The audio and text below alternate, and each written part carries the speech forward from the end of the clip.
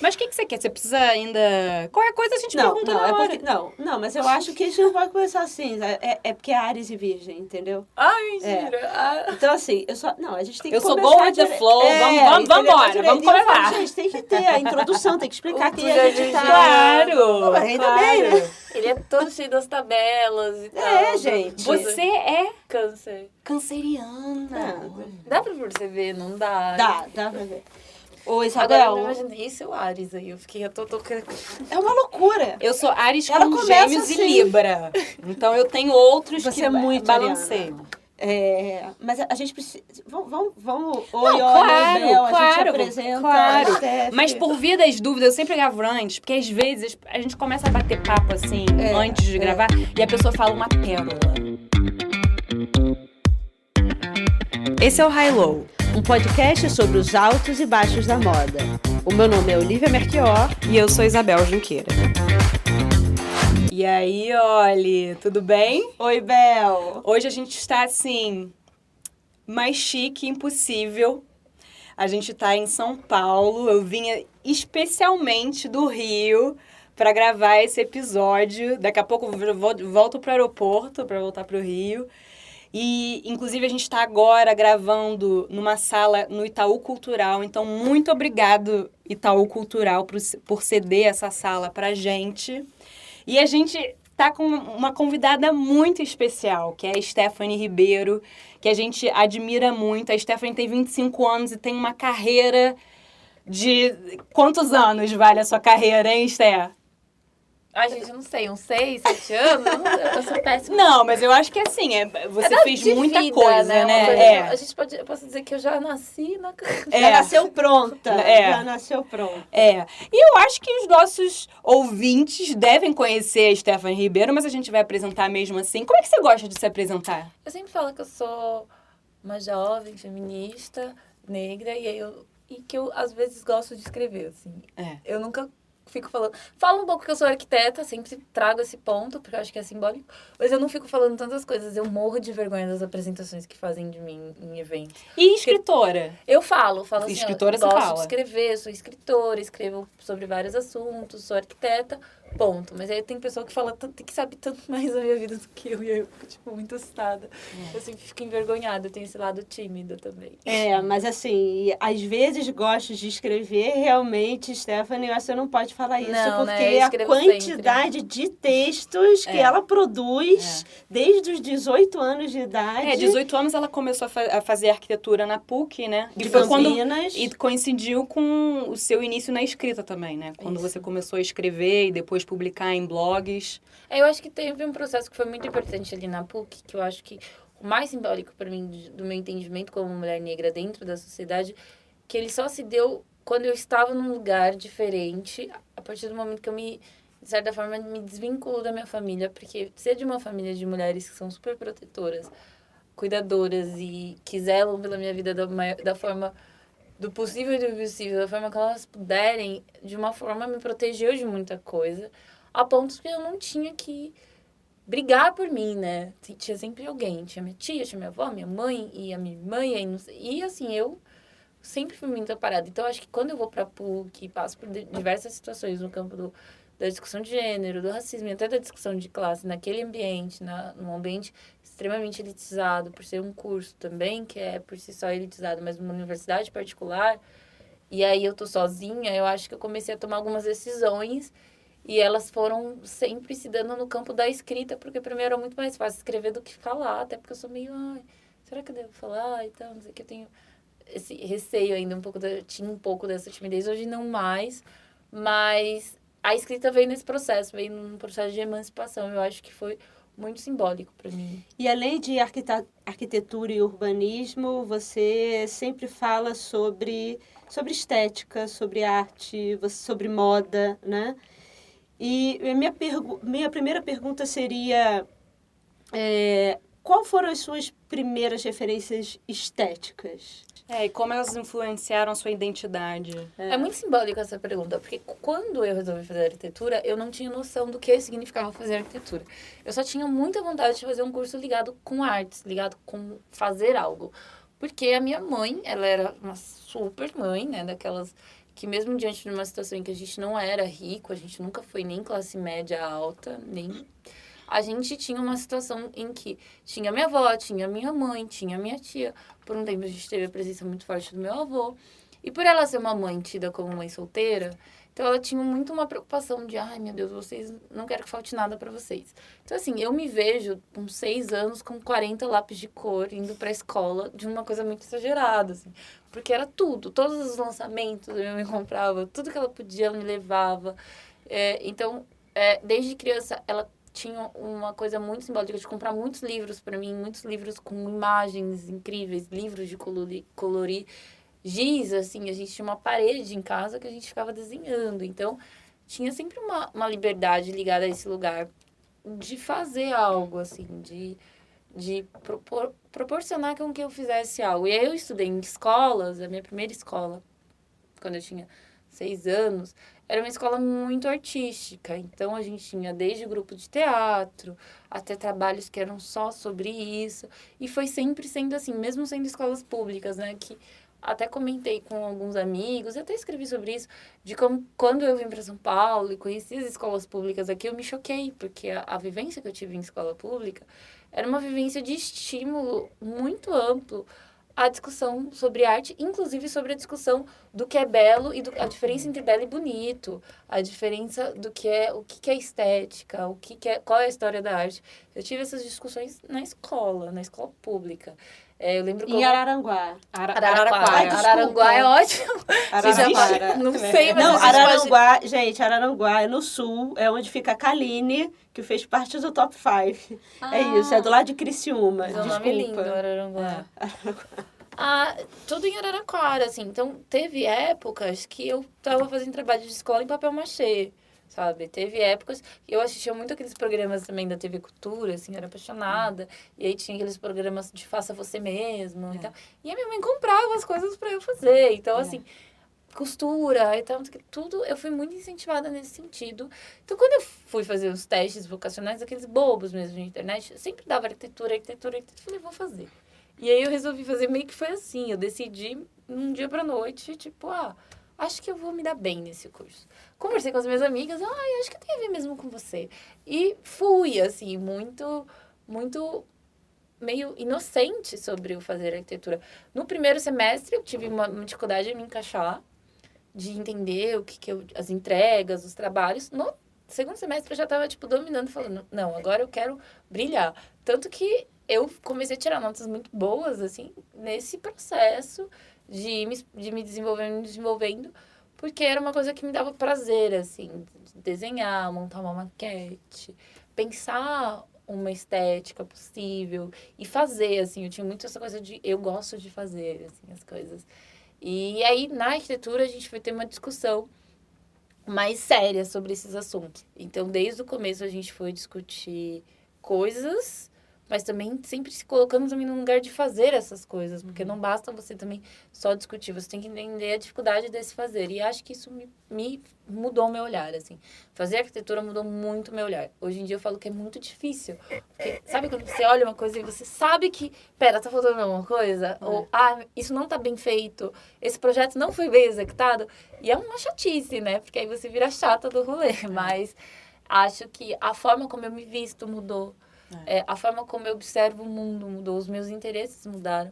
E acho que foi o que me abriu para as escolhas que eu faço. Inclusive sobre a minha própria forma de vestir, de agir, de o cabelo que eu quero. E o que mudou na sua forma de vestir? Eu era muito mais fofa, muito mais caipirinha, assim. Eu usava menininha, aqueles lacinho, florzinha. Até porque, né, eu morava numa cidade que, tipo, assim, tem, sei lá, seus 150, 200 mil habitantes, mas todo mundo estuda com você desde o começo até o final. Então, você ficava sempre no mesmo ambiente. Festa junina, aquelas coisas, quermesse, era mais... E aí, eu comecei a ser mais prática. Eu queria ter uma vida mais prática. Acho que quando eu cortei o cabelo, foi muito nesse sentido. De, tipo, Com quantos anos? Faz um ano, faz um pouco. Eu comecei a rever, assim, eu olhei pro meu guarda-roupa e falei, eu não sou mais a mulher que tem um cabelão, que eu fico lá cuidando e gerenciando ele, porque eu quero, né, fazer outras coisas, quero ser mais prática. E aí eu via muitas meninas negras numa discussão de tipo, o ideal é que você passe pela transição e que você chegue no cabelo gigantesco, volumoso e tal.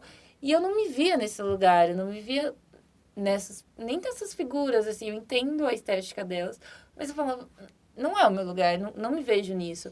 Qual que é o meu lugar? E aí eu fui pesquisar. Aí eu comecei a ver mulheres negras com cabelo curto e eu falei, eu vou cortar. Aí eu fiquei, tipo, num processo. Na verdade, eu queria cortar desde 2015.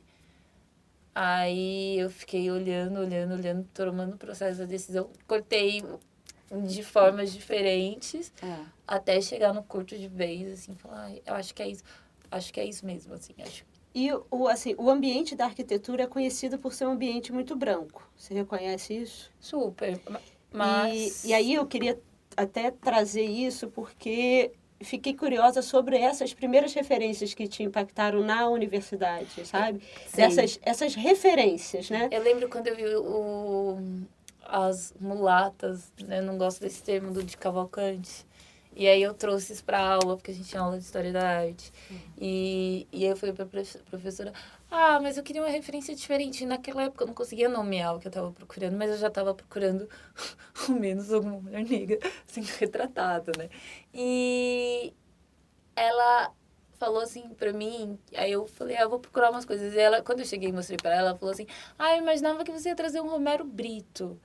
E assim, eu olhei pra ela. Porque ela imaginava também uma limitação minha no entendimento sobre as coisas, assim, né? E eu falei, não é o que tem a ver comigo, assim. Eu tava querendo entender o meu lugar, assim, entendendo as minhas referências, que eram referências de mulheres na minha casa, negras, brancas, mas também indígenas, porque a minha bisavó, ela era uma mulher indígena, e eu tenho todas as fotos. Então, assim, eu sei de onde eu vim, porque eu acho que para algumas pessoas isso é muito difícil, porque você não tem as referências. Eu tenho todas, eu tenho foto, eu tenho desde a minha avó, desde a minha bisavó que é italiana, eu tenho todos os registros em foto, até também a minha bisavó que era indígena. Então eu tenho muitos registros que aí me fazem saber de onde eu venho, o que eu quero buscar. Então, assim, eu fui procurar, sabe? E eu não sei, eu acho que é muito engraçado, porque eu queria... eu quero uma referência que fuja dos homens, então eu vou atrás, assim, eu queria... E aí você chega, numa Lina Bobardi, que é uma coisa mais óbvia, mas também não é óbvio, porque uma coisa é falar do MASP, outra coisa é falar de toda a trajetória dela, toda a forma como ela via, inclusive o que a gente chama de artesanato, sabe? E a arquitetura me fez ter muito uma crítica a essa coisa da masculinidade também, por pensar que esse olhar da Lina também está muito... que era visto pelos arquitetos da época, que são grandes nomes, como uma coisa... ela tá lá fazendo os rolezinhos dela, as bobagenzinhas dela. Também é uma visão de um masculino de... eu sou um gênio, eu sei, eu brilho, eu faço coisas gigantescas. Isso também foi influenciando no meu desenho, porque eu comecei a questionar... Por que eu preciso construir coisas gigantescas, sabe? A cidade está pronta, de uma certa forma. E eu não tenho... O meu ego não precisa ser manifestado num projeto grande. Tanto que aí no meu TCC eu fui fazer um objeto. E aí eu senti muito dos meus amigos uma coisa... Colegas de faculdade. Mas é só isso? E aí eu tava numa lógica de pensar... Sim, é só isso porque não faz sentido que eu faça uma coisa gigantesca, sabe? As coisas gigantescas, elas...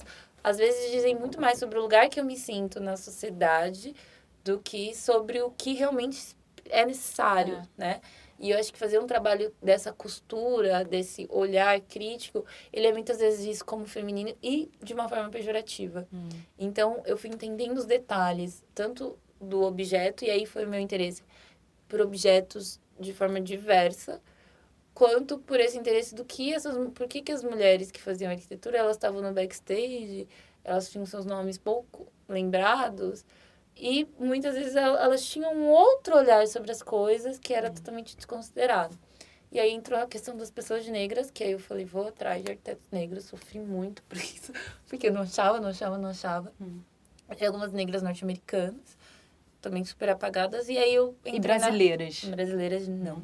A gente E é achava incrível, engenheira. porque é arquitetura e urbanismo, né? Ou seja, quem constrói os espaços das cidades. A relação do homem com o espaço.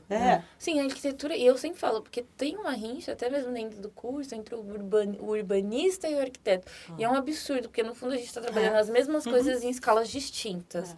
E é muito difícil você dominar a questão da escala, né? Você dominar a influência do seu desenho numa cidade, né? Da decisão que você toma na vida de muitos. Mas também numa escala menor, a forma como eu resolvo desenhar uma cadeira pode influenciar também milhares de pessoas.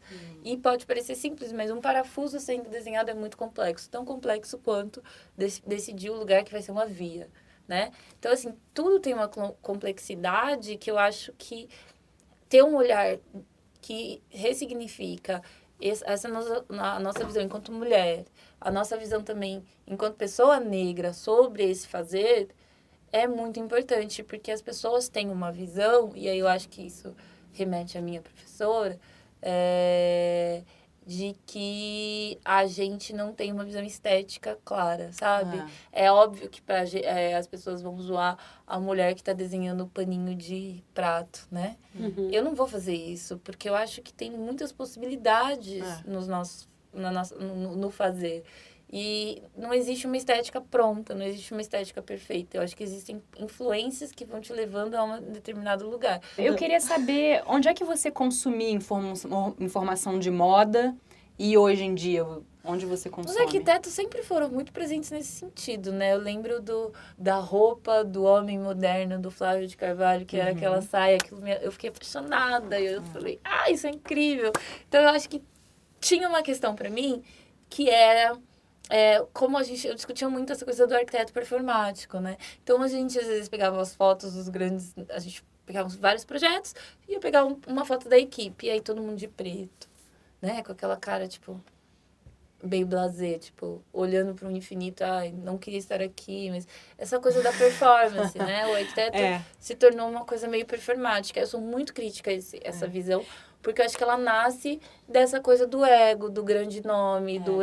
Mas isso tem em todos os... campos que envolvem estética, eu acho que sim. Assim, todos. Quem estiver ouvindo aí vai lembrar do episódio, quem estava lá, mas teve uma vez que eu fui numa casa de uma amiga nossa, né?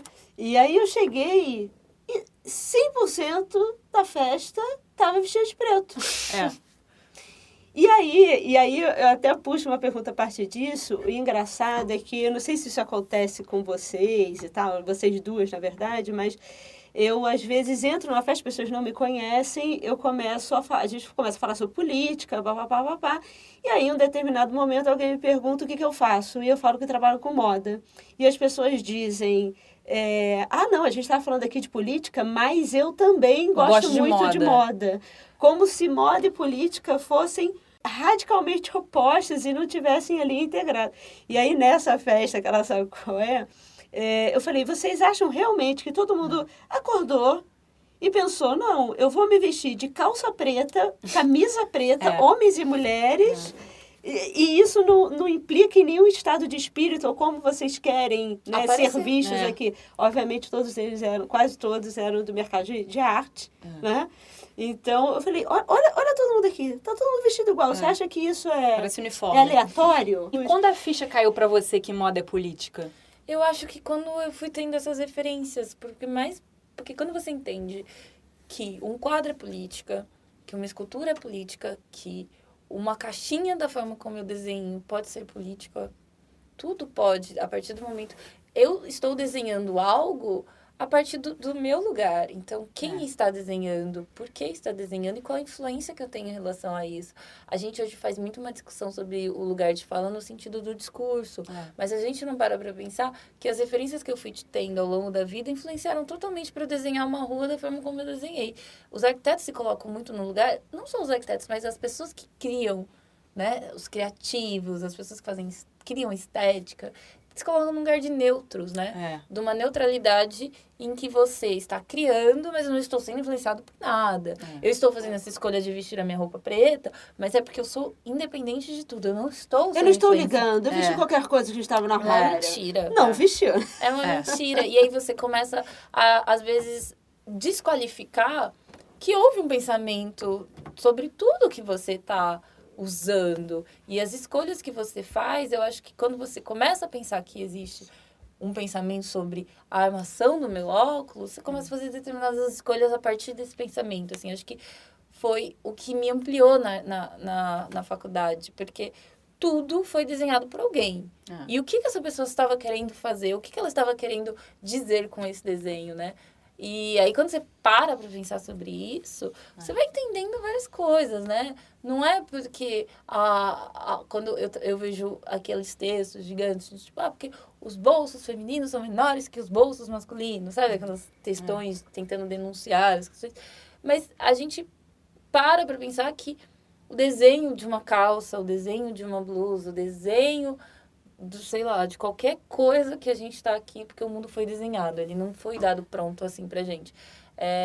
Existe uma pessoa que está por trás, existe uma cultura que está por trás, e aí a escolha que eu faço sobre esse desenho não deixa de ser política. Aí eu posso fazer uma escolha no sentido de oprimir, segregar, diferenciar, até criando hierarquia, ou posso fazer uma outra escolha. E aí, para eu fazer essa outra escolha, eu tenho que ser crítica sobre esse lugar. Então, não dá para dizer que nada que foi criado a partir do homem, a partir do desenho que o homem fez, não é político. Você tem exemplos hoje de agenciamentos de imagem, assim, do se vestir, de elementos simbólicos do vestuário que podem valorizar ou depreciar certos grupos?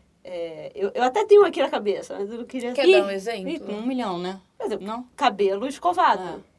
Cabelo não crespo, né? Você, na verdade, está supervalorizando, né, um certo tipo de cabelo de um grupo, né?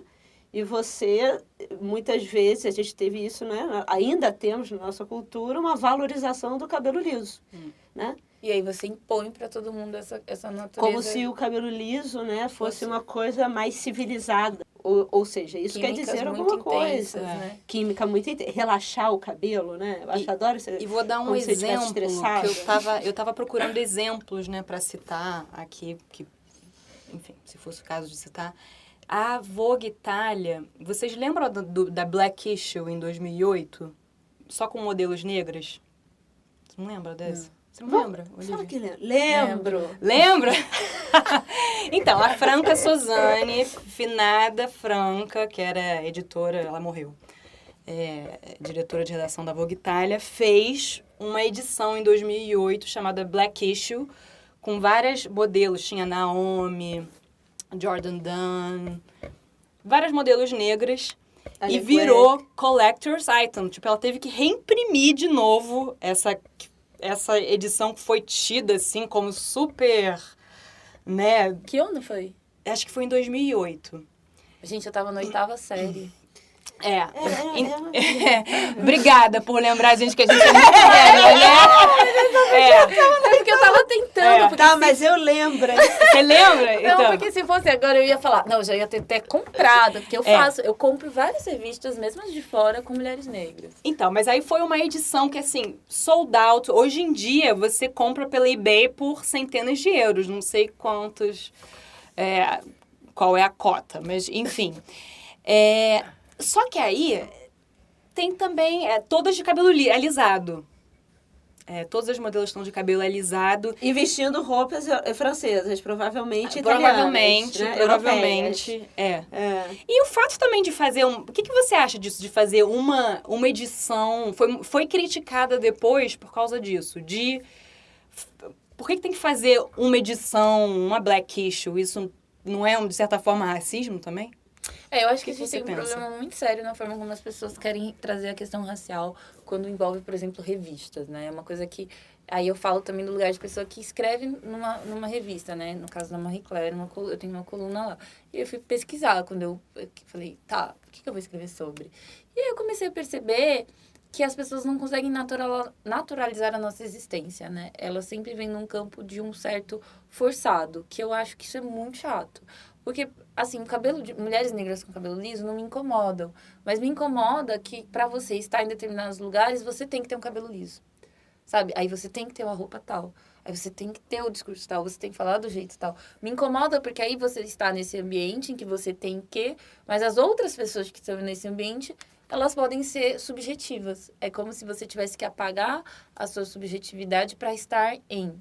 Isso é muito problemático, porque eu vejo muito isso na moda, da forma como os comportamentos, que são, eu chamo de performáticos, também dizem muito sobre como as pessoas ficam a todo momento tentando se encaixar em determinados lugares, e não querendo ser o que elas realmente são, porque, eu tenho que ser isso, eu tenho que agir assim, eu sou a que vai entrar nesse lugar. E não, você tem cada um tem uma vivência diferente, uma expectativa diferente, uma narrativa diferente. E que legal que a gente pode ser diferente e estar nos mesmos lugares. E isso, para mim, é uma coisa que eu levo para minha própria narrativa, assim, enquanto mulher negra, de... Realmente, eu não me encaixo em várias coisas que as pessoas esperam de uma mulher negra. Mas tudo bem, problema de vocês. Eu tô sendo eu mesma, a minha verdade. Eu falo muito sobre esse termo. A minha verdade é essa. Se tem pessoas que se incomodam ou não posso fazer muita coisa sobre isso. E o que me incomoda é essa não naturalidade. Porque aí você fica querendo fazer as edições especiais sobre negros, como se a gente já não fosse comum, como se você não fosse andar agora ali embaixo na rua e não fosse encontrar uma pessoa negra. É natural, é normal, as pessoas negras existem. Elas não são especiais, né? Ou fazer um comitê especial para assuntos especiais, né? E aí, assim, eu acho que uma coisa é eu, pessoa negra, falar assim, olha, eu quero criar um espaço para discutir com outras pessoas negras questões que envolvem a nossa vida. Outra coisa é pessoas que não são negras, que estão numa outra hierarquia definindo que nós somos especiais e que nós merecemos uma edição especial, que aí ela vai acontecer uma vez e não mais, porque aí os negros só podem estar nesse lugar. A coisa também, até mesmo da roupa que as pessoas colocam, às vezes, na gente hoje, pensando nos casos mais recentes. Roupas muito coloridas, roupas muito transparentes, roupas com estampas africanas e tal. Eu não sou, por exemplo, essa pessoa. Eu não me encaixo nesse lugar. E eu não deixo de ser da mesma geração dessas pessoas. E não me senti, inclusive, influenciada por elas. Mas é um outro lugar. Eu acho que não existe, e não deveria existir, uma definição do que é ser negro a partir de um lugar em que pessoas que não são negras estão querendo definir o que é a negritude, como você se comporta. E acho que as revistas têm que tomar muito cuidado com isso, porque existe uma dificuldade enorme delas absorverem discursos e produções de pessoas negras que não se encaixam no que elas estão esperando enquanto expectativa. Então, quando você vê, por exemplo, a gente estava conversando antes da Ângela Brito, tem muito isso. A Ângela tem uma produção que não se encaixa no que muita gente vira e falar, o que eu espero de uma mulher negra produzindo, ainda mais ela sendo uma mulher negra africana.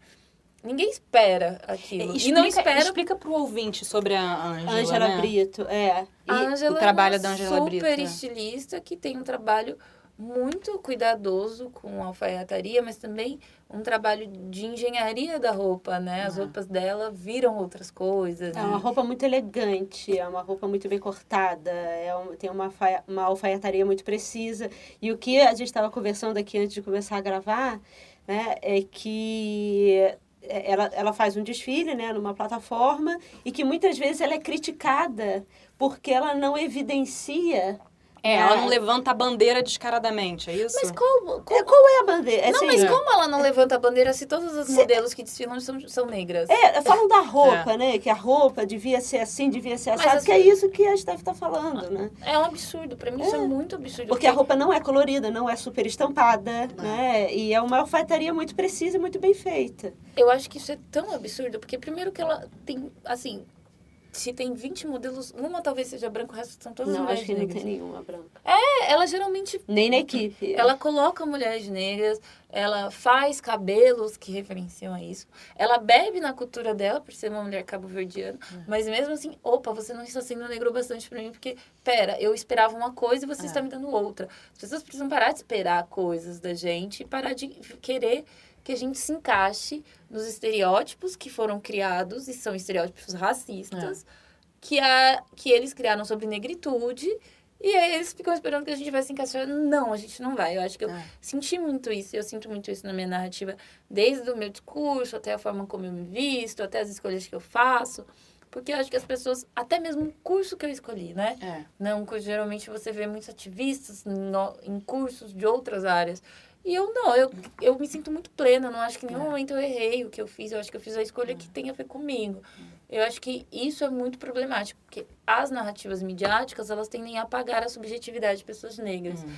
Por que elas fazem isso? Porque elas não, muitas vezes, possuem equipes com pessoas negras diversas para entender que a narrativa de um negro é totalmente diferente da outra. A gente pode ter pontos em comum, uma luta em comum, um foco, às vezes, em comum, mas a nossa vivência é totalmente diferente. A gente parte de lugares diferentes, a gente pensa coisas diferentes, a gente tem desejos e vontades diferentes. E tudo bem, porque com as outras pessoas também, assim, nós somos, antes de mais nada, pessoas. Eu acho que esse é o grande problema do mundo da moda, nesse sentido de estar sempre trazendo uma narrativa única e que é cansativo. E que aí eu entendo que na ausência da representatividade e dessa narrativa única também ser vendida a cada 5 anos, a cada não sei quantos anos, uma revista com mulheres negras gera uma coisa do tipo... Não, sempre num regime de exceção, né? Mas gera também uma coisa do tipo, nossa, eu preciso ter, porque vai ser 1 em 1 milhão, Não, assim. e durante muito tempo você escutava no meio da moda, modelo negra na capa não vende, né? Ai, isso é tão cansativo. Eu já escutei isso em vários momentos. Eu já escutei também. E aí eu fico pensando, tipo, essas pessoas estão o quê? Indo na rua com... Então, você acha que modelo negra na capa não... Porque é sempre eu ouvi falar, eu acho que... nunca são dados concretos de fato. E é sempre esse achismo, achismo, achismo. E aí, ao mesmo tempo, essa coisa de negros... Ai, negros gostam disso. Adoro. Isso é maravilhoso. Negros, isso é maravilhoso. Negros... E eu fico assim... Que negros? Eu não. A história da Angela Brito, essa crítica que fizeram ela, me lembrou também... Você tinha me falado, inclusive, em relação a Nicole Coby, a ilustradora. Você acha que é o mesmo caso? Eu acho que é. Quando você é uma mulher negra, eu posso falar isso da minha narrativa. Só um minutinho. A Nicole Coby é uma ilustradora francesa que eu e a Stephanie a gente conhece e... Eu também. E a Olivia conhece também. E ela celebra... A vida de mulheres negras. Mas que, né, assim, é uma ilustração feliz. Como é que você descreveria? Eu acho que ela descreve A vida dela. Eu me vejo nisso porque, tipo, olha, eu sempre falo para as pessoas, eu fiz arquitetura, comecei a escrever, comecei a me desenvolver em outras áreas, comecei a fazer várias coisas, comecei a ganhar meu dinheiro, comecei a ter minha independência, comecei a fazer escolhas, porque no contexto capitalista, fazer escolhas invariavelmente está ligado a poder ou não ter possibilidade de financiar essas escolhas. E aí a gente estava até conversando, eu vou morar num bairro hoje que é um bairro considerado elitizado. Mas isso foi uma escolha, no sentido de, eu quero esse apartamento, ele está localizado aqui, eu acho que eu consigo morar nesse lugar. Eu não me sinto mal em estar nesses lugares. As pessoas me perguntam muito sobre isso. Mas você não se sente mal em ter feito arquitetura na PUC, em ser colunista da Marie Claire e tal, não sei o quê? Porque são espaços brancos e tal, não sei o quê. Eu falo, cara, infelizmente, são espaços que muitas vezes a gente associa a esse lugar do maioria branca, mas são espaços em que o que eu quero fazer, o que eu gosto de fazer, se encaixa nesse lugar. Assim, eu precisava fazer arquitetura e, assim, o curso, para mim, foi muito positivo. A vivência pode não ter sido com algumas questões, mas as coisas que eu fui aprendendo, hoje, para mim, são extremamente valorosas, assim, elas são extremamente importantes. Então, eu acho que eu me coloco muito nesse lugar do que eu acho que eu quero fazer, o que é a minha escolha, e entendendo que muitas vezes isso não vai corresponder ao imaginário que pessoas brancas e até mesmo pessoas negras têm do que é ser negro. Que é um imaginário que ele é construído, inclusive, mediaticamente, num lugar muito... numa narrativa muito comum e repetida, de um negro, que aí ele é periférico, aí é Caricato. Quase, né? Mas aí ele tem X cabelo, ele se veste de X jeito e ele fala de X forma, né? Eu lembro muito da Thaís Araújo, quando ela fez a Helena na novela, em que ela era uma modelo, tinha aquelas roupas deslumbrantes e tal. As pessoas não gostaram muito. E aí, quando ela vai fazer uma empreguete, E aí ela tá com aquelas roupas mais justas e tal, não sei o quê. Ai, as pessoas gostaram mais. Aí eu fico pensando, as pessoas não dão a possibilidade pra ver uma outra narrativa de mulher negra, de uma personagem negra, e achar ela normal, e achar ela comum. Porque existem mulheres negras, e eu mesmo conheço algumas, que são muito parecidas com aquele estereótipo que foi criado sobre aquela mulher modelo, super chique, e todas essas coisas. Mas as pessoas não acham normal. Ou viram pra você e falam, você tá se embranquecendo, e tal. E às vezes você tá cheio de referências, como a Nicole, que não são referências brancas. A Nicole é uma mulher negra. E as referências que ela tá tendo são de outras mulheres negras.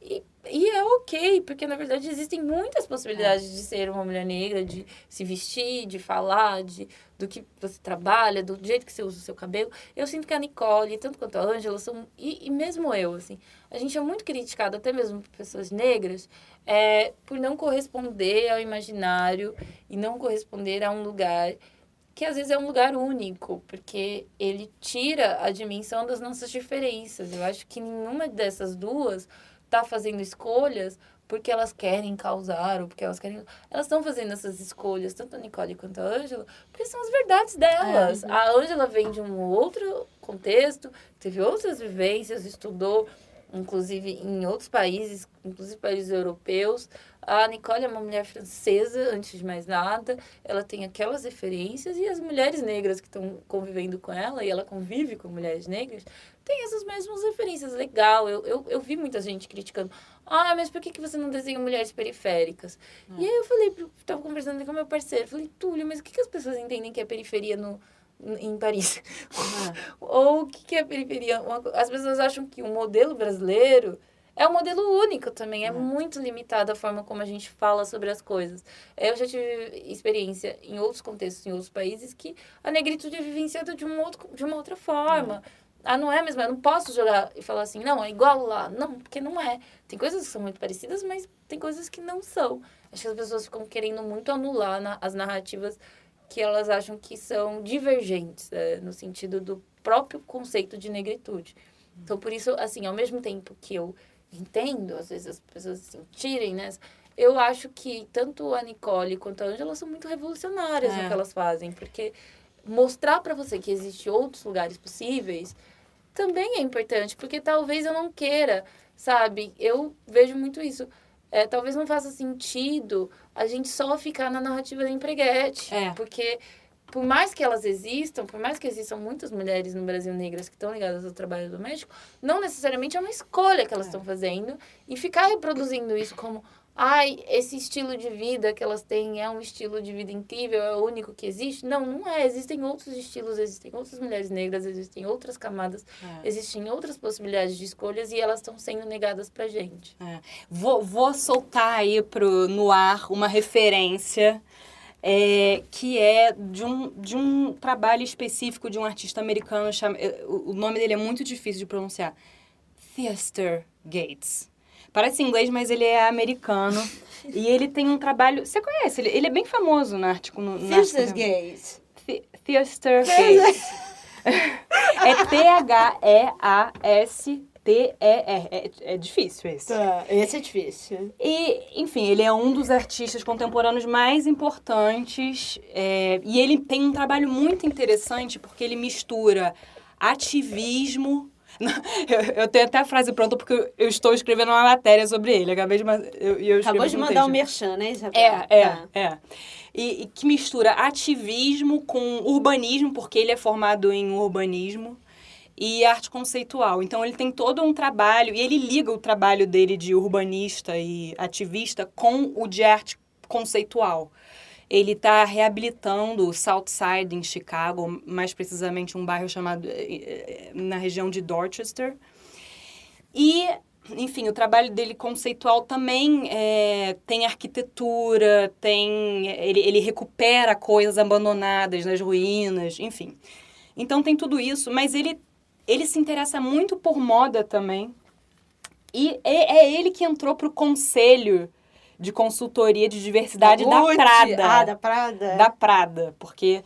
Bom, se vocês escutaram o nosso... conselho, né? Se vocês escutaram o nosso primeiro episódio dessa segunda temporada, Pra quem conseguiu escutar tudo, porque Quem foi... sobreviveu. Quem sobreviveu, porque foi 1 horinha, ó, ali. E no blog que a gente ficou falando sobre os últimos casos de racismo na moda, a gente falou da Prada, que lançou um brinquedo, um acessório de Era um bolsa. chaveiro, Era um chaveiro. Eu não era um entendi Era um direito o que era chaveiro aquilo. muito horrível. Que eles falaram que eram monstros imaginários, mas assim, quando você vê aquilo, é absurdo, vergonha. né? Só piora, né? Só piora. Assim...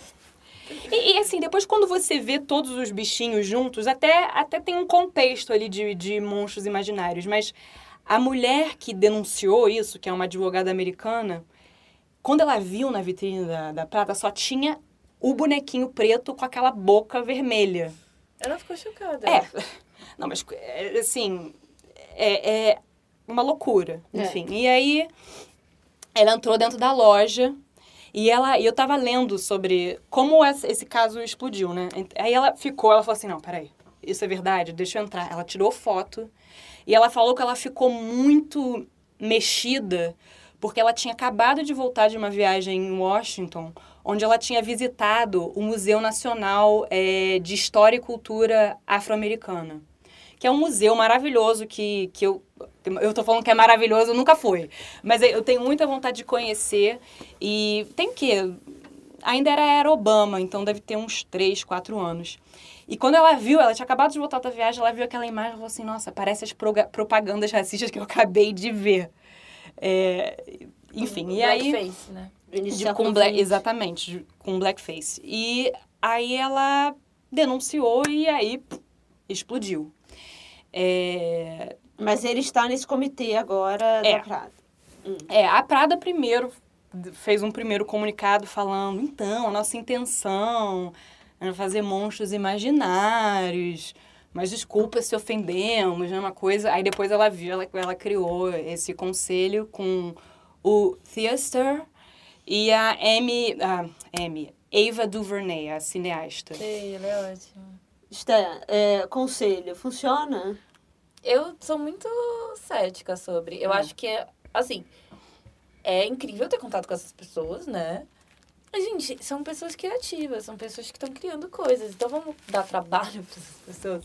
Eu sempre falo muito sobre isso. Se existe pessoas criando desde o objetinho até outras coisas para Prada. Mas quantas pessoas negras estão nesse lugar, desde a criação até a decisão, até a escolha, até mesmo o final, quando você tem que aprovar isso, assim. Tem que ter pessoas negras, assim como tem que ter mulheres, assim como tem que ter LGBTs em todos esses lugares. Mas eu vejo o conselho meio como o primeiro passo, até para essas pessoas... Mas, assim, eu entendo, mas ao mesmo tempo eu acho tão assim, a gente tá em 2019, sabe?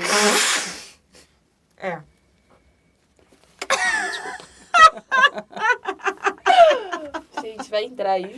Não, a gente gosta, né, mãe? Estamos em 2019. Eu acho que a gente tá em 2019. Eu sempre uso essa retórica. Antes eu usava 2018. Ai, estamos em 2018. Não tem mais tempo pra isso.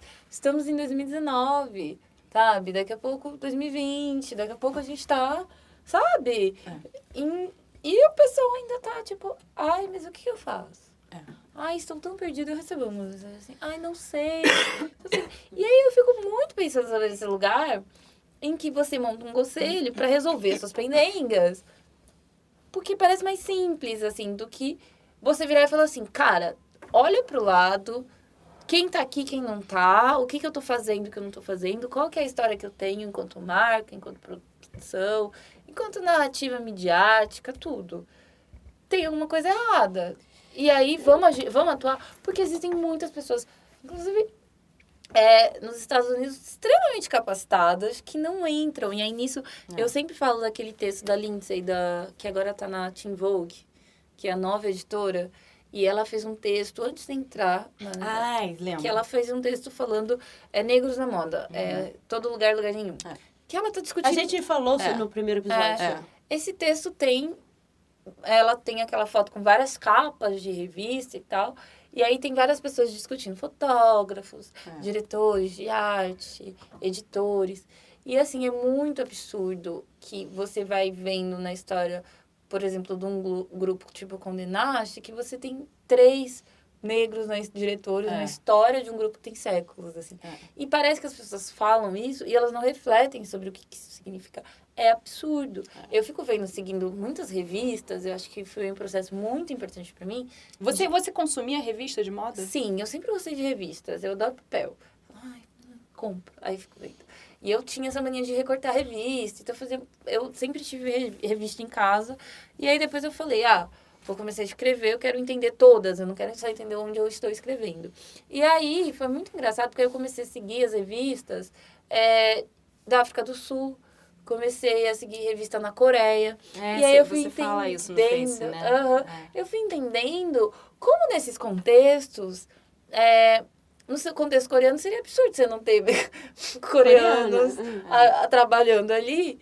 Então você tem tantos, assim, que tudo é muito mais natural. Não que a artista americana branca não esteja, às vezes, na capa. Mas as modelos, as produtoras e tal, são as pessoas que estão naquele país. São as pessoas... E, assim, no contexto da África do Sul, você tem também mulheres brancas na África do Sul, você tem pessoas brancas na África, mas tem muita gente negra, tipo, uma equipe, assim, e a gente sabe qual é o histórico da África do Sul. A gente, inclusive, brasileira, adora falar, não, mas aqui não teve essa coisa de segregação. Apartheid, não tem segregação. Aqui é tudo ao mesmo junto. tempo, se você pega uma revista na África do Sul, você tem muito mais mulheres negras, inclusive em capas, em lugares de decisão de lugares de poder, do que se você olha para algumas revistas brasileiras, que inclusive se envolvem em escândalos muito parecidos com os escândalos que a gente fala dessas grandes marcas, mas que no fundo, qual que é o esforço que elas estão fazendo, né? Eu fico muito pensando sobre isso, até no sentido de, se tem uma edição em X país que tem muitos negros, ou que tem... Por que eu não consigo fazer uma troca? Porque faz troca no sentido de se influenciar, as roupas, até a letra que a outra edição que está usando e tal, não sei o quê. Agora, não se influencia no sentido de equipe que está sendo composta. É muito, para mim, eu acho que isso diz muito sobre o racismo brasileiro, assim, um racismo que ele essa narrativa muito... Ai, mas eu tenho um parente e tal, não sei o quê. Essa narrativa, até mesmo de criar um conselho, né? Ela sempre coloca o sujeito negro num lugar de servir para eu ser uma pessoa melhor. Então, assim, o amigo negro serve para quando alguém me falar que eu sou racista, tipo, eu falar, sou uma pessoa melhor, tenho esse amigo negro. Eu convivo, a empregada da família serve para quando alguém falar, não, mas... a gente precisa discutir a questão do trabalho escravo, a gente precisa discutir todo o processo da... Não, é da família. Serve pra você se sentir melhor. Aí você dá um aventalzinho assinado por estilista, fica tudo bem, O conselho, eu sinto que ele fica também se bem. sente pra você, a marca se sentir um pouco... Olha, eu tenho um conselho. Não, olha só, eu sou totalmente contra conselho também, tá? Eu não acho que é primeiro passo nenhum. Pra mim é tampar o sol com a peneira e fazer exatamente isso. Porque, assim, a gente já falou sobre isso, né? O que a gente tava... Uma vez, a gente conversa muito sobre... eu já tive em diversas reuniões onde eu ouvia dos diretores assim, não, mas a gente fez aquele projeto e foi muito bom pra gente ficar perto dessa gente. Não, peraí, e tem um outro caso que é a Olivia, porque, gente, a Olivia, todo mundo fala pra gente, a gente vai fazer um episódio sobre nossas carreiras, que as pessoas pedem. Mas a gente sai falando, quem são as pessoas mesmo? Enfim, a Olivia, ela dá consultoria pra muitas marcas no Brasil e ela vai me contando os casos. Que acontece, inclusive, teve um que ela fez um projeto, uma marca brasileira. Uma marca brasileira, não vamos revelar. Não. E aí, Olivia enviou um projeto, né? Bem uma coisa brasileira e tal, uma pesquisa interessante. E aí, foi antes de assim, tudo, tá? Do caso da Vogue, da Donata, antes de tudo. Já tem um tempo isso. Ela falou que ela queria... Ela falou assim, gostei do projeto, mas pra nossa marca... A gente queria algo, assim, mais elegante, mais sofisticado, uma estética mais colonial. E aí, eu estava no meio da Amazônia quando eu recebi, aí eu escrevi e falei, poxa, acho que não poderemos lhe atender, né? Mas por quê? Poxa, fera! Mas assim, não dá nem para responder, né? É uma loucura. Eu tenho até muito... questão quando as pessoas falam, eu te acho tão elegante, tal. Aí eu fico muito também com várias questões sobre isso, porque muitas vezes é por eu ser uma mulher alta, por eu ser uma mulher magra, por os traços que eu tenho.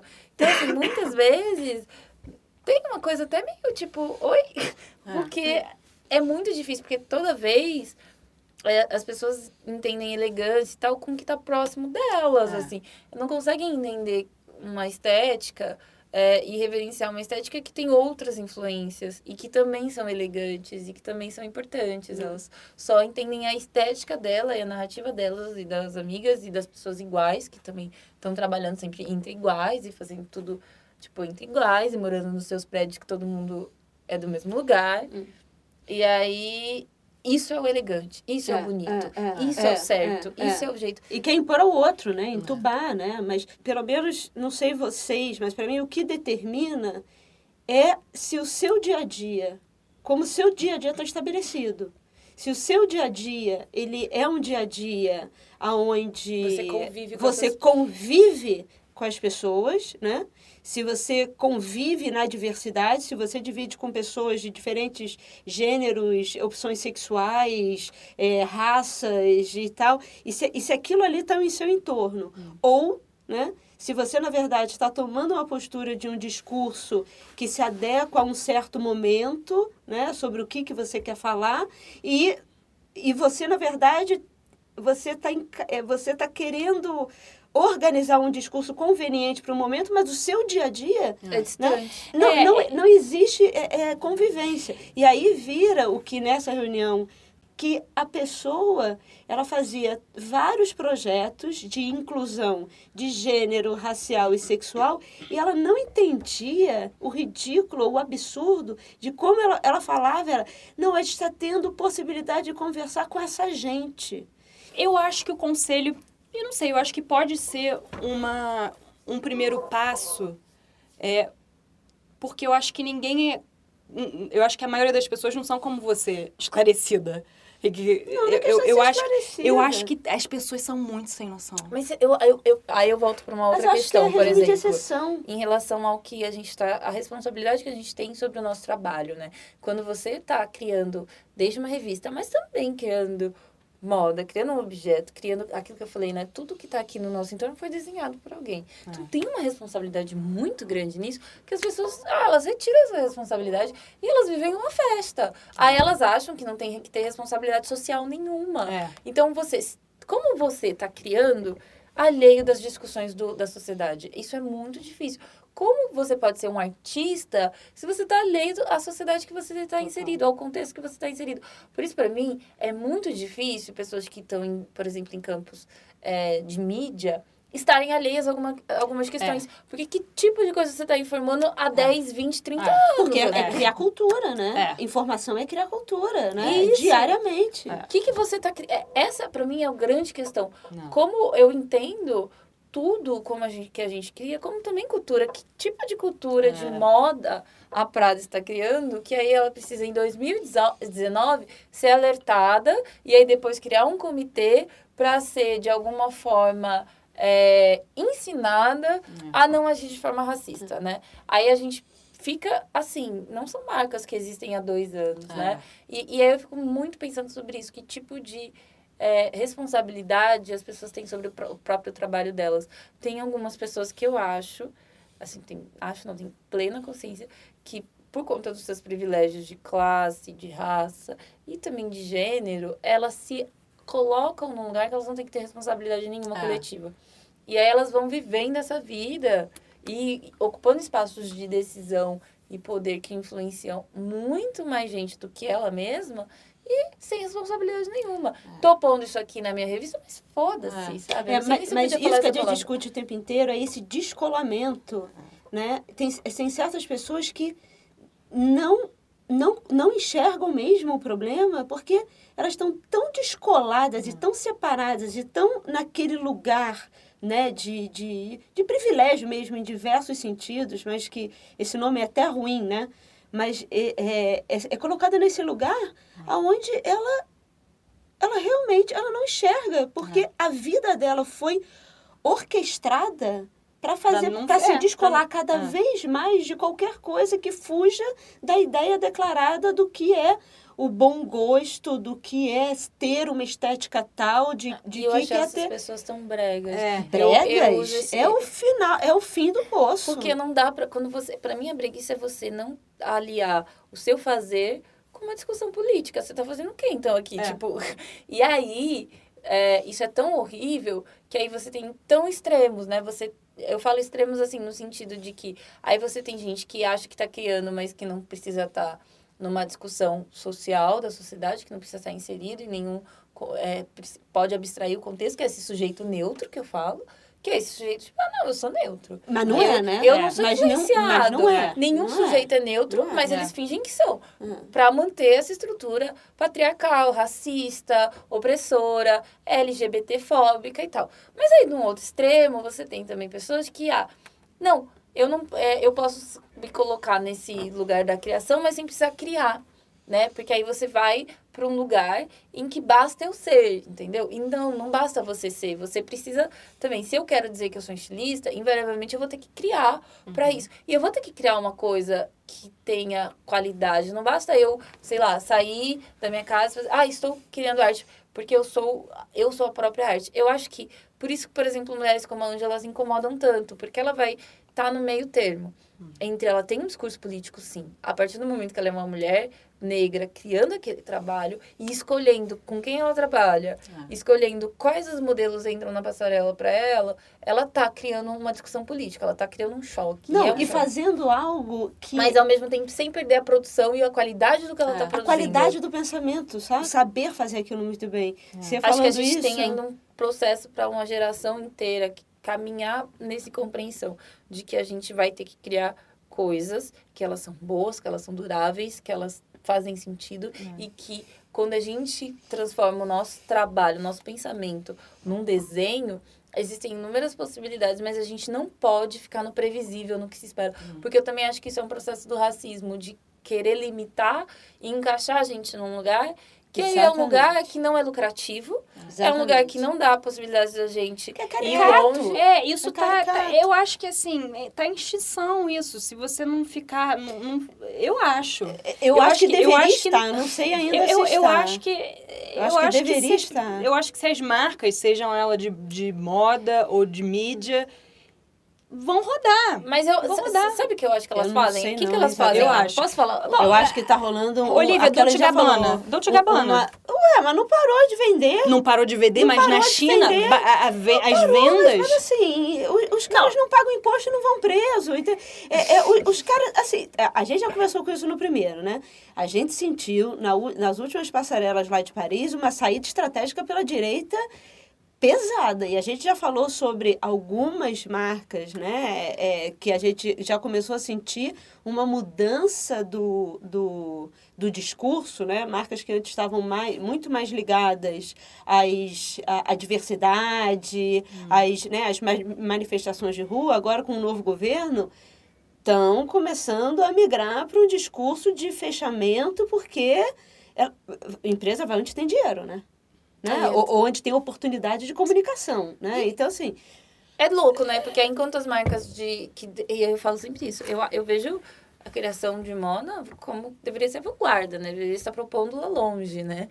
E aí tem, tipo, às vezes, marca até de cerveja, mantendo o discurso da diversidade de alguma forma, e marcas que deveriam estar num caminho da vanguarda, indo para um lugar muito de um retrocesso e de um pensamento meio conservador, meio estranho. Mas eu acho que é isso que você falou, Steph, antes. Manutenção do seu lugar no poder.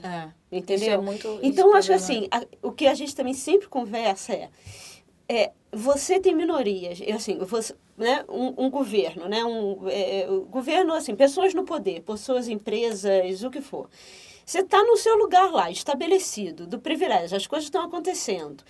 E aí, você estrangula, né? Você faz uma escolha, né? Nesses regimes de verdade, quem fica dentro da rodinha e quem é excluído da rodinha, né?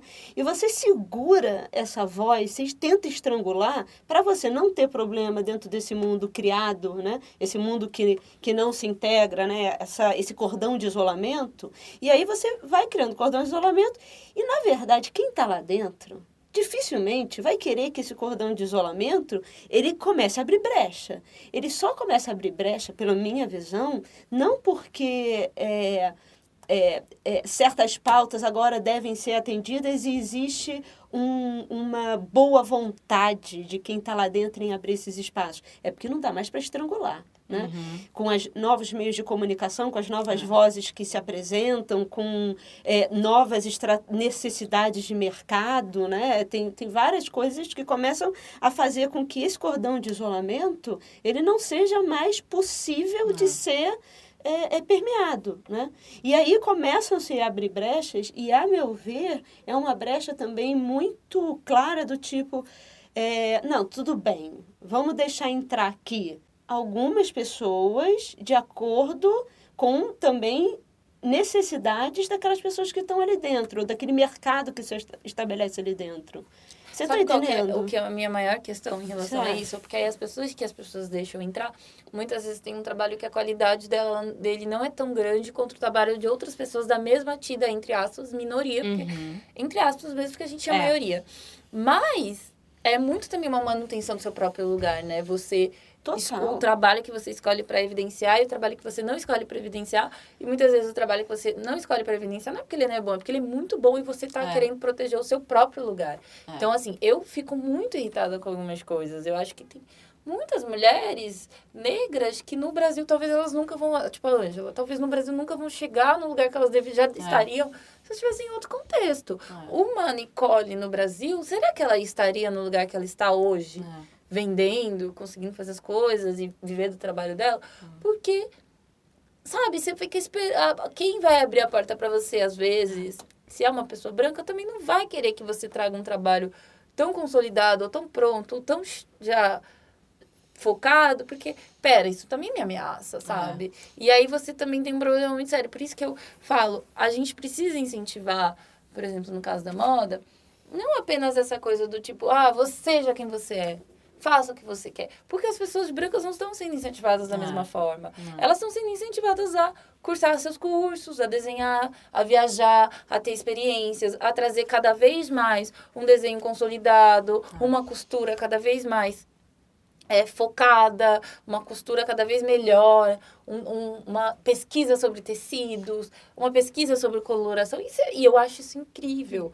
Mas aí você vê pessoas negras sendo incentivadas a apenas brilhe. E é legal, eu acho que a gente tem que brilhar, a gente tem que ser protagonista. Faz parte. Mas também pondera essas pessoas a terem as mesmas chances, para que elas possam também construir carreiras mais consolidadas, porque nada me garante que daqui 10 anos, quem está aqui apenas servindo para você postar uma foto e dizer, olha que lacrativo fulano de tal, vai estar com uma vida e com uma certa estabilidade e com uma certa possibilidade de escolhas, que talvez quem está não sendo colocado nesse mesmo lugar, mas tendo outras chances, vai estar, sabe? Com uma vida... Eu falo sempre essa possibilidade de você ter uma estrutura mesmo, assim. Eu acho que isso é muito ligado pra gente. Desde o conselho, que aí você é colocado num lugar de pessoa que às vezes está lá e não de uma pessoa que é contratada para, até mesmo a narrativa em que você fica... porque, por exemplo, a geração tombamento. Eu já defendi tantas vezes a geração tombamento porque eu acho que ela é muito importante.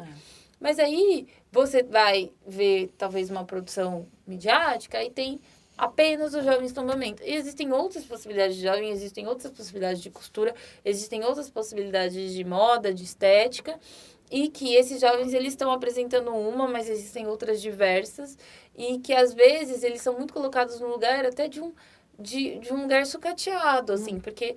Qual que é o retorno que você está dando para eles? Porque ficar postando foto de jovem negro com trança, sendo bonito, é legal, mas quais são as possibilidades que essas pessoas têm de inserção no mercado, de inserção na sua própria mídia que está usando a imagem delas? Porque se você acha linda a estética que elas estão criando, por que elas não podem criar essa estética internamente dentro da sua instituição?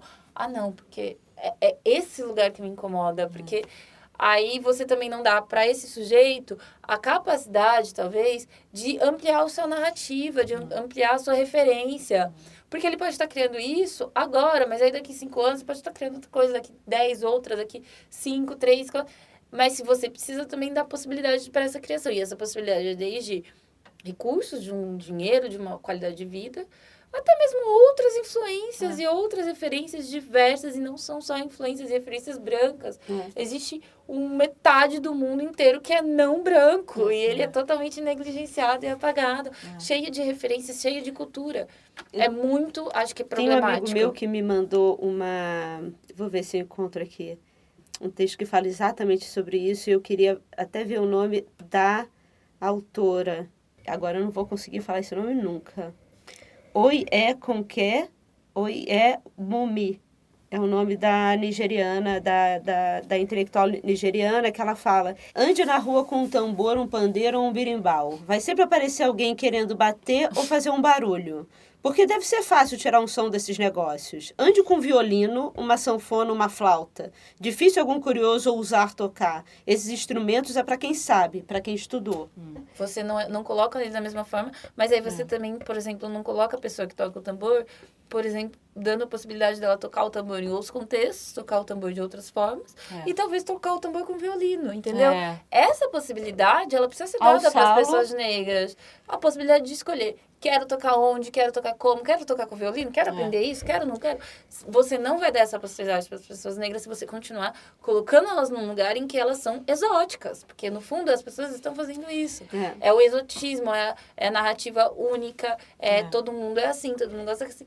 E eu tenho muita preocupação com isso, porque tem uma geração que ela está se emancipando esteticamente, porque ela está dizendo, ó, vocês não gostam da minha estética? Eu vou lá criar a minha estética com os meus e tal. Aí alguém aqui acordou e falou assim, porra, eles estão criando umas coisas muito legais. Vou ali tirar umas fotos e vou pôr na capa da minha revista. Legal. Aí vende a revista e tal, não sei o quê. Mas e aí? Vamos pegar esse jovem aqui que tá criando do zero lá, comprando as roupas de brechó, comprando aqui pra, tipo, virar e falar, isso é legal. Isso não é pra ter outras referências, pra ter um salário, pra ter uma dignidade, pra... Não vamos fazer isso. Porque eu acho que ele tá pensando em estética, mas eu não acho que ele está pensando como eu. Que sou capaz, inclusive, de dar valor para isso ou não. Isso é manutenção de estereótipo de Eu vi um vídeo essa semana no Twitter, enfim, uma entrevista com a Nina Simone, quando ela estava se apresentando em Paris. E o entrevistador pergunta, você inicialmente queria ser pianista clássica, né? Aí ela fala, mas ela não pôde seguir esse caminho no conservatório de música. Ela teve que ir pro jazz, né? Que é uma música negra. E aí ela diz depois que jazz é música clássica, né?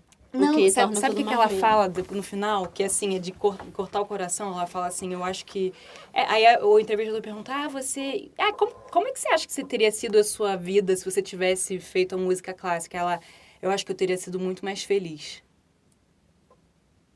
Nossa, eu acho isso tão devastador. E, ao mesmo tempo, ela tinha também essa discussão depois de, tipo... Ela falou isso? Jazz também é uma música clássica. Mas as pessoas não me veem nesse lugar de musicista, de cantora, tocava várias coisas, cantava, escrevia... uma gênia. Não viam ela nesse lugar. Eu acho que essa tirada de possibilidade, até mesmo dela, por exemplo, se ela tem um viés em que ela se dá bem com tal influência musical. Não é? Então, uma coisa que, fui influenciada ao longo da minha vida, porque eu também não acredito nessa coisa de, eu nasci com não sei o que. Você é influenciado, você vai escutando, você vai sentindo, você vai tendo estímulos. E aí, esses estímulos, às vezes, as pessoas falam que é uma coisa que nasceu de você. Não, são os estímulos que foram sendo dados para você.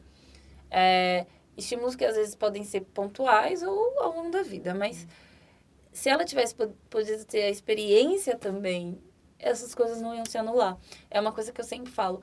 As experiências que eu tive na PUC, não as experiências enquanto discussão política, mas as experiências em vivência de estética, de experimentação, de desenho e tal, não anulam as minhas experiências enquanto pessoa negra na sociedade, que também me deram outras vivências e outras narrativas e outras possibilidades. Elas foram se complementando para eu ter o olhar que eu tenho hoje. Então, a gente precisa parar de achar que as coisas se anulam, né?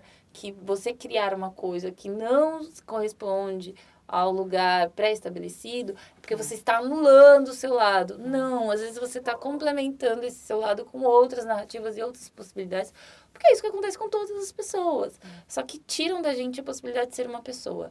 Ser uma pessoa no seu máximo, que é essa possibilidade de vivências múltiplas, de narrativas múltiplas, de experiências, e colocam sempre a gente num lugar... Um objeto, né? De um objeto, de uma coisa, de um exótico. E aí você vê todos, assim, vários desfiles que eu já venho aqui em São Paulo, que aí quando é a pessoa negra, eu já sei o que ela vai trazer para mim. Aí, quando é uma narrativa que, de alguma forma, eu consigo compreender e dominar... Aí eu acho até legal. Quando é uma narrativa que não, porque você também não consegue entender de onde ela veio, de quais influências a gente está falando, aí é sempre colocado nessa retórica de eu acho que você está fazendo errado, acho que não deveria ser assim, por que você não tem tal influência? Eu estava conversando muito sobre isso com o Túlio esse final de semana, de que senti de alguns homens negros uma coisa pra mim do tipo, você é uma burguesinha negra, sabe? Você é uma patricinha negra. E assim, eu não sou uma patricinha negra, eu não tenho uma história de herdeira. Eu tenho uma história de mãe solteira, eu tenho uma história de mulheres pobres, eu tenho uma história de pessoas que limparam privadas para eu estar aqui. E eu tenho essa história, só que eu tô fazendo outras escolhas. E para essas mulheres, isso é uma vitória, isso não é uma vergonha, isso não é tipo, ela agora não lembra da família. Não, isso aqui é uma vitória, porque é uma construção coletiva dessas mulheres. Isso é uma vitória. Elas não querem que eu esteja no mesmo lugar que elas estiveram. Elas querem que eu esteja em outro lugar. Elas construíram isso para eu estar em outro lugar. Você trazer pra gente uma narrativa muito única da forma como a gente vai vivenciar a nossa negritude, também o nosso fazer a partir disso, porque, como eu disse, tudo influencia o seu fazer, é muito limitado e não poderia ser minha história, não é a minha verdade, porque eu acho que mulheres trabalharam para eu estar em outro lugar, para eu estar fazendo outras escolhas e para eu estar ocupando outras narrativas. E aí, acho que quando você tem uma consciência sobre isso, você para de se incomodar quando a pessoa se incomoda e você não está no lugar que ela espera de você. E aí eu acho que esse é o futuro. Eu acho que a gente precisa ter isso cada vez mais claro, a gente precisa ampliar as narrativas, a gente precisa entender que elas não se anulam, que existem muitas possibilidades de ser negro, que em ambientes que a gente estava discutindo agora, a gente precisa ter, inclusive, mais narrativas de pessoas negras, narrativas diversas, e não só aquela narrativa única, que também é sempre a procurada quando você vai fazer um conselho, quando você vai fazer uma comissão. Não, a narrativa da estética dos desfiles precisa ampliar a possibilidade do que é você ter um estilista negro, o que eles estão criando. Existem estilistas negros no Brasil e no mundo, criando coisas totalmente diferentes de si e tão importantes quanto. Porque quando estilistas brancos estão criando coisas muito divergentes entre si, você não acha que tem que escolher uma, você coloca as duas. E aí, assim, entre negros, você sempre fica nessa... mas será que isso tá certo? Será que isso é negro bastante? Será que não sei... Gente, acorda. Se eu tô criando, eu sou uma pessoa negra, eu tô sendo influenciada pela minha narrativa. Ponto. Bem, eu acho que esse foi um final... Ótimo. Não, esse foi um final perfeito, ótimo. Né? Perfeito, foi um fechamento perfeito para tudo que eu posso ler uma referenciazinha que eu peguei? Posso. Qualquer coisa a gente corta. Vai, mas quer fazer... Tá, não, vai. É um texto da Robin Given, que a gente cita todo episódio também, que é uma jornalista de moda, é uma das principais do Washington Post. Ela é negra. Inclusive, sabe quem é, né? Não. Você conhece ela? Sim. Robin Given. Então, ela ganhou o Pulitzer de crítico de moda. Ela tem um monte de prêmio, crítica nas áreas criativas é muito importante, né? Hoje no Brasil a gente não tem mais crítica, né? Foi embora. Não tem mais nada. E aí ela escreveu um texto enorme sobre todos esses casos e tal. O nome do texto chama Why the Fashion Industry Keeps Bumbling into Racist Imagery. Porque tem que lembrar, nem todo mundo fala inglês. Não, mas eu traduzi aqui, eu traduzi. Porque a indústria da moda continua tropeçando em... ações racistas. Em imagens racistas. E aí, em certo momento, e eu acho que tem um momento que acho que é bem didático também para o pessoal. Empresas de moda dominam a linguagem do marketing. Estilistas são sábios de artes visuais, mas sempre falta em ambos a habilidade de ver além da superfície, além dos discursos de venda e de uma paleta de cores, para chegar na humanidade complexa das pessoas. Um estilista pode se emocionar por uma história individual e, ao mesmo tempo, subestimar ou ignorar a história de uma população inteira. É completamente isso. Acho que as pessoas têm a imagem de um racista como sendo Bolsonaro. Mas é muito mais complicada, né? Eu acho que por isso que eu sempre falo, as pessoas não são neutras, assim. Eu acho que eu sempre uso esse termo porque, cara, as pessoas se acham neutras. principalmente as pessoas das nossas áreas, que são as pessoas que são criativas, são pessoas que estão produzindo, que são as pessoas... Nossa, eu sentia muito isso na arquitetura. Eu não sou afetado pela sociedade. Eu sou um gênio. Eu estou criando. Eu estou desenhando. Eu não estou sendo afetado. Aí só se afeta pela história que quero me afetar. Porque aí quando eu quero dizer que é o meu desenho, ele tem uma questão pessoal, aí eu uso a história da fulaninha que mora não sei o que, não sei o que lá, não sei o que lá, não sei o que lá. E aí, nossa, que lindo, vamos chorar. Mas aí eu ignoro toda a história coletiva. Toda a estrutura. E a minha própria história. Eu acho que a minha história também não me afeta. Tipo, eu faço escolhas e não tem nada a ver com isso aqui. Eu falo que todo mundo devia fazer análise. Porque aí a pessoa para de achar que ela é um sujeito que não é influenciado, que as coisas não afetam ela. Mas... a gente tem... Não, mas a gente pode editar isso no meio, porque a gente deixa aquela outra fala dela no final. 1h30. Mas o Leonel, lembra? O nosso professor que a gente estudou juntas. O nosso professor de cultura brasileira falava que o panelinha suja. Pega, panela.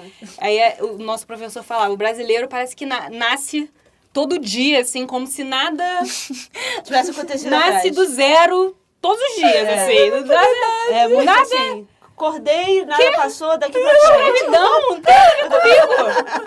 Isso. Eu não tinha Nasci há 10 anos, entendeu? Tipo assim... Stephanie, muito obrigada. Obrigada. A gente quer agora, toda temporada, um episódio com a Stephanie. Vamos fazer? Gente, eu não sei se eu tenho tantos assuntos pra falar assim. A gente vai achar, a gente acha. A gente faz um episódio sobre tendências com você. Não tem tanto assunto. A gente, na verdade, tinha... A gente vai cortar isso, né? Já virou fete. Vamos terminar pra gente conversar direito? Vamos. Agradece a Stephanie. É porque eu já te agradecido, desculpa. É sempre assim, tá? Obrigada, Stephanie. Esse episódio foi muito especial e a gente quer agora toda temporada você aqui no High Low. Obrigada, Stephanie. Adoramos. Foi uma honra tê-la aqui. E, pra quem não segue a Stephanie, o quê? Eu vou ficar com vergonha, você tá fazendo publi minha. Ué, claro! A gente faz nosso tempo. Claro! O quê? Ela fez a matéria que ela tá escrevendo. Já falei, Ó, então é @ste_rib, né? Isso no Instagram. Porque tem muita Stephanie Ribeiro no mundo, eu fiquei muito chocada. Então, no Facebook é Stephanie Ribeiro. E Twitter é Gente, Entra no Instagram que entrar tem no tudo Stephanie lá. Ribeiro, me acham. Exatamente, porque podem existir várias homônimas no mundo, mas você é a Stephanie Ribeiro. E eu queria te perguntar uma pergunta. Olha, Isabel puxando o saco, gente. Não, mas qual é a mídia que você mais gosta? Porque você é ativa em todos, mas eu sinto que o Facebook... Eu uso mais, mas aí tudo que eu escrevo no Facebook vai pro Twitter. Gente, mas então sigam a Stephanie. A Isabel não tá querendo terminar esse episódio, então eu vou fazer a força. Tchau, tá? Muito obrigada, Steph. O tchau seco. Olha, tchau. Todas as referências Isabel, no High Low Podcast. Acabou.